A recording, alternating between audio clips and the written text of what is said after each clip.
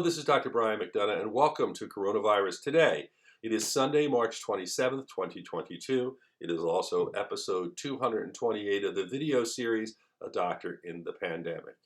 As you know, I'm only doing these about once a week now. There's really not a need like we had early on for daily reports. Not many things change. In fact, most things are very consistent. Unfortunately, one thing that does change is the number of deaths. Right now in the world, we're up to 6,122,056 deaths from COVID. In the U.S., 976,662 as we move closer to the 1 million mark. In the last 28 days, 27,682 people have died in the United States from COVID. Sadly, it's not gone. It's still taking its toll. A report came out last week saying that probably the numbers we have are probably only about a third of the real numbers. I don't even want to think about that, but that's the reality we're facing. Today, I just want to talk about one thing, and I'm going to be brief because I don't get into politics much. I'm just going to say what happened and let you take from it as you wish. As you know, 228 videos. I try to stay with the science, with the facts, and tell you what you can do to save your lives. I try not to get into politics. I have to tell you what happened in New York this week, a couple days ago. There's a very hot button issue. A player named Kyrie Irving, who plays for the Brooklyn Nets, an NBA basketball team, has not been able to play in home games throughout the entire NBA season because there is a mandate in place in New York City that people who work in New York have to be vaccinated. So the firefighters, police officers, stadium workers, they all have to be vaccinated. And Kyrie Irving works in New York. He's a professional athlete.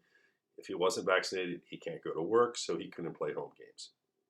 Now, throughout this time, and it's absurd, so don't ask me to explain it, visiting players who came into the stadium in Brooklyn were able to play if they were unvaccinated.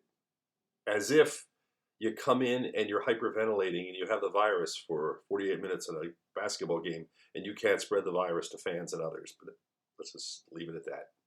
But Kyrie Irving couldn't play. So he had to watch these other players coming in who played from other cities, and yet he couldn't. He still didn't get vaccinated. 2 days ago, as we approached the New York Yankees season, and there's a number of Yankees players apparently who are not vaccinated, and there was more and more pressure on Mayor Eric Adams, he decided to lift the mandate.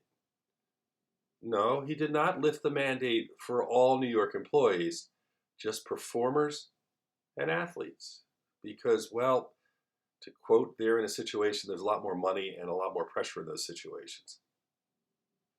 Again, I'm not going to say anything else. All I'm going to tell you is, from a scientific standpoint, either getting vaccinated protects others, saves lives, or it doesn't.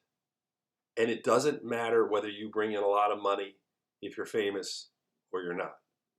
We know that if you're unvaccinated and you get COVID, 90 to 95% of the hospitalizations, ICU admissions, and deaths have been in the unvaccinated. We know there are people under the age of 5 who cannot be vaccinated that still need to be protected against the virus. We know that if you are unvaccinated, you carry and spread that virus longer than if you're vaccinated. They're the facts.